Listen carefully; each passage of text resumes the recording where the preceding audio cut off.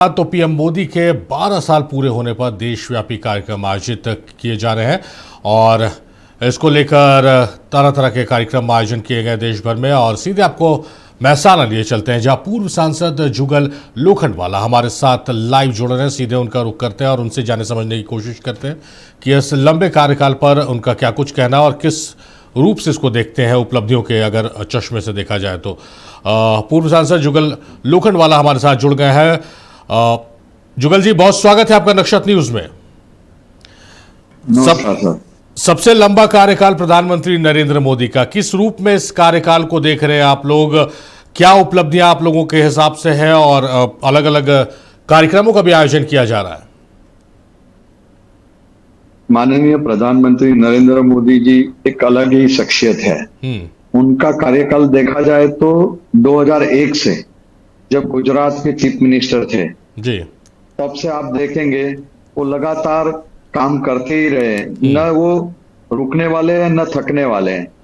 हर रोज वो काम अपनी तरह करते रहते हैं और जिस तरह उन्होंने 12 साल के अंदर जी जो उपलब्धियां हमें दिलाई है और हमारे राष्ट्र को पूरे विश्व फलक पे अलग एक पहचान दिलाई है, मैं मानता हूं शायद ही कोई ऐसे आदमी होगा कि ये इस तरह का काम कर सकता है।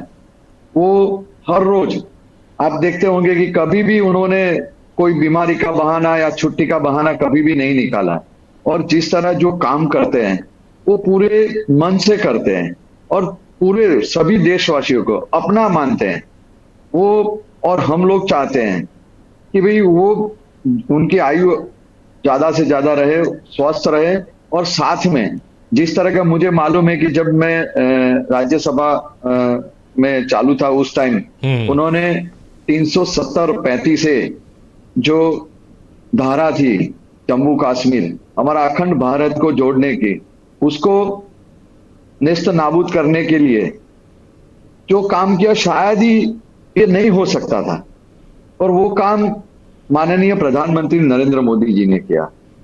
इस तरह आप देखेंगे कि रामलला राम जी का मंदिर हम जो मानते हैं कि जिस तरह का सालों से नहीं शताब्दियों से वो टेंट में उनका विश्राम था, उनका भव्य मंदिर आज विश्व के लोग वहां पे दर्शन करने आते हैं। तो ऐसी कई उपलब्धियां उन्होंने हमें दिलाई है। उसके साथ मैं बात करूंगा तो वैश्विक महामारी कोविड की जो महामारी है जी जी, वो वैश्विक महामारी के अंदर हम लोगों ने देखा कि हम उस टाइम ऐसा था कि शायद ही किसी को कुछ क्या करे, ना माँ बेटे को मिल सके, ना बेटा माँ को मिल सके, उसके पिता को मिल सके। उस महामारी के अंदर वो जो संक्रमित हुआ वो किसी को कम्युनिकेशन या तो मिल नहीं सकता है। उस टाइम में जो प्रधानमंत्री नरेंद्र मोदी जी ने देश को संभाला, आप मान लीजिए कि ऐसी परिस्थिति के अंदर अगर कोई और सरकार होती, कोई और प्रधानमंत्री होता तो मैं मानता हूं कि काफी सारे हमारे भारत की जीवादौरी कम हो जाती या तो काफी सारे मृत्यु हो सकते थे। और प्रधानमंत्री नरेंद्र मोदी जी ने एक समय सूचकता के साथ लॉकडाउन और उसके साथ लोगों को साथ लेके चले, जिससे लोग भी समझे कि नहीं हमें क्या दूरी करनी है और किस तरह हमें अपना ख्याल रखना है। और आप देखिए उसी से आत्मनिर्भर अपने हम लोगों ने जो भारत का एक ऐसा माना जाता था कि देश एक बिछड़ा हुआ देश है जी जी। उन्होंने एक वैक्सीन जो कोविड महामारी के अंदर जो वैक्सीन बनाई वो उपलब्धि शायद ही मैं मानता नहीं कि किसी और सरकार में हमने देखी या सुनी होगी। ऐसी उपलब्धियां वो प्रधानमंत्री नरेंद्र मोदी जी सोच सकते हैं। इसके साथ साथ हम अभी देख रहे हैं कि आतंकवाद और नस्लवाद का जो था भय, हर रोज हमारे को प्रॉब्लम रहता था कि कहीं ना कहीं बॉम्ब ब्लास्ट हो जाएगा, कहीं ना कहीं कुछ और हो जाएगा। पर आप देखते होंगे कि अब भारत आंख में आंख डाल के बात करता है, घर में घुस के मारता है। ये भारत नया भारत है, वो पहचान हमें नरेंद्र मोदी जी ने दिलाई। और इसके साथ साथ आपने मुझे मालूम है कि जब मेरा कार्यकाल चालू था उस टाइम यूक्रेन और रशिया का युद्ध चालू हुआ था और काफी सारे हमारे भारत देश के जो युवा धन है वो पढ़ाई के लिए वहां गए हुए थे, कई पर्यटक भी गए हुए थे। तो उनको वापस लाने के लिए आप देखिए कि दोनों जो यूक्रेन और रशिया दोनों ने युद्ध 1 या 2 दिन के लिए शांत करके हमारे जो बच्चे थे या तो हमारे जो पर्यटक थे उनको लग्जरी के माध्यम से हमारे देश का जो राष्ट्र ध्वज है उनको लहरा के वहां से विदाई किया था। ये सम्मान माननीय नरेंद्र मोदी जी ही हमें दिला सकते हैं। तो इसको मैं तो ऐसा मानता हूं कि शायद ही हमें ऐसे देशभक्त मिले हैं और इनको मैं सैल्यूट करता हूं कि ऐसे प्रधानमंत्री की आयु बढ़े और स्वस्थ रहे और तंदुरुस्त रहे।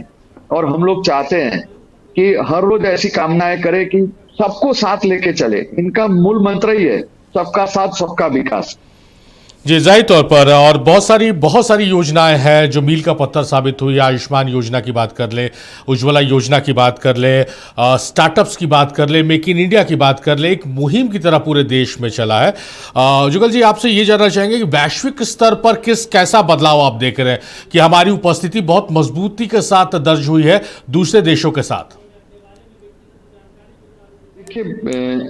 वैश्विक में आप देखते होंगे कि कहीं भी माननीय प्रधानमंत्री नरेंद्र मोदी जाते हैं, किसी भी देश में जाते हैं, तो वहां का एक वजूद जो होता है, वहां के लोग होते हैं, वो माननीय प्रधानमंत्री मोदी जी से ऐसे जुड़ जाते हैं कि भाई हम किसी एक नेता से नहीं पूरे भारत को मिलते हैं। और प्रधानमंत्री जी भी ये से पूरे भारतवासियों के देते हैं कि मैं अकेला नहीं हूं, मेरे साथ 140 करोड़ की जनता है। उसको आप देखिए भी कोई भी डोनाल्ड ट्रंप जी हो, चाहे रशिया के हमारे पुतिन जी हो, कहीं भी आप देखिए कि जहां भी आप देखिए कि गल्फ कंट्री में भी जब जाते हैं तो माननीय प्रधानमंत्री नरेंद्र मोदी जी को उनके वहां के जो वहां से उनको एक अलग तरीके से दिया जाता है, उनको एक अलग तरीके से उनको सम्मान मिलता है, जो हमारे देश को बहुत मतलब ये शायद ही किसी और प्रधानमंत्री को मिला होगा। और आप देखिए कि वो जो बात करते हैं, जो मतलब जो कहनी है वो आंख में आंख मिला के बात करते हैं। ऐसा नहीं कि भाई देखिए हमें यूएस से रिलेशन है पर हम रशिया से ऑयल लेते हैं तो लेते हैं। ऐसा नहीं कि भी हमने वहां पे यूएस के दबाव में आके हम क्रूड ऑयल नहीं खरीदेंगे। मतलब कि हमारा पूरा एक स्ट्रांग नेतृत्व हुआ है अब कि हमारे सामने आज की तारीख के अंदर जिस तरह प्रधानमंत्री नरेंद्र मोदी जी ने जो स्टैंड बनाया है वो मैं नहीं मानता कि कोई और बना सकता है। चलिए, तो बहुत सारी योजनाएं देश की आवाम के लिए इस वर्तमान सरकार ने लाया प्रधानमंत्री नरेंद्र मोदी के नेतृत्व में। साथ ही साथ वैश्विक स्तर पर जो विदेश नीति है उसे मजबूत किया गया और उसी का नतीजा है कि तीसरे कार्यकाल में प्रधानमंत्री नरेंद्र मोदी है और आज सबसे बड़े कार्यकाल पर हम बातचीत कर रहे हैं। बहुत शुक्रिया जुगल जी आपका, आपने अपने कीमती वक्त नक्षत्र न्यूज़ को दिया। बहुत शुक्रिया आपका।